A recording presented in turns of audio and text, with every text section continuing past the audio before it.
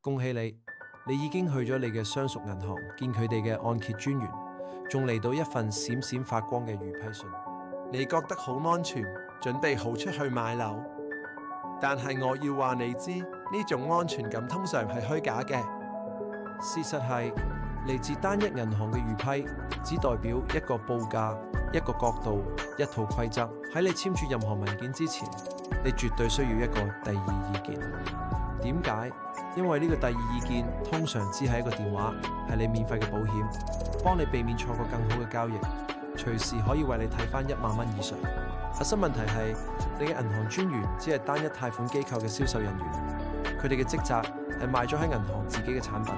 當佢哋向你發出預批時，佢哋喺同加拿大市場上其他30-40間貸款機構做比較，佢哋根本嘅能力嚟做，唔係最好嘅利率，佢哋俾你一個好嘅利率，但好少會係市場上最平嘅。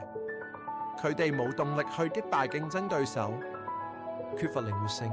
嗰份預批可能只用咗一般條款，佢好可能嘅突出關鍵細節，例如提早解約嘅罰款結構，或者你搬屋時佢轉按規則、批核額度迷思。佢哋預批你50萬額度，呢個係你絕對可以睇到嘅最高額度，定係只係佢哋樂意承擔嘅上限？按揭代理可能會透過你從未聽過嘅信用社或者另類貸款人，幫你睇到更高嘅批核額度。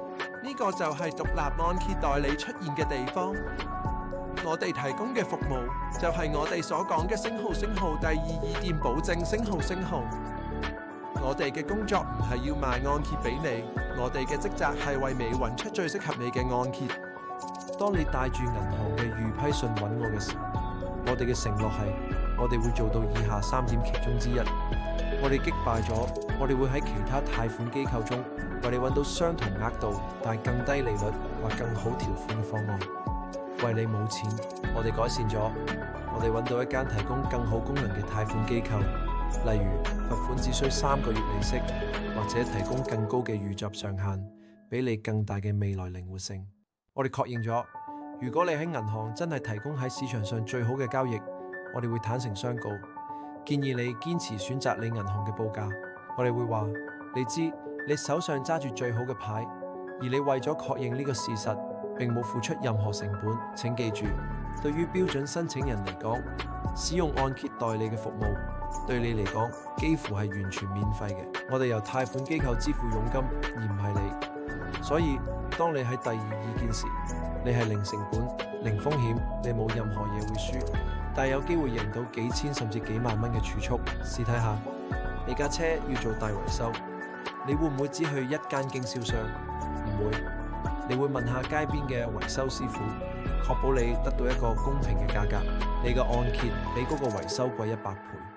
點解你唔願意為你人生最重要嘅財務交易，佢一個第二意見呢？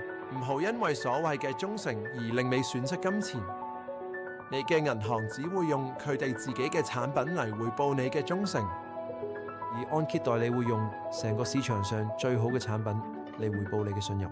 所以，如果你手頭上有任何一間加拿大銀行嘅預批信，無論係 TD、RBC、CIBC 定係其他，我向你發出挑戰，請你聯絡我哋，寄俾我哋嘅。等我哋用幾十間貸款機構去測試呢份報價。呢項免費服務可能會改變你未來5年嘅按揭供款。請點擊下面嘅連結，預約你嘅免費無風險嘅第二意見諮詢。未揾我哋確認，請唔好簽名。多謝收睇。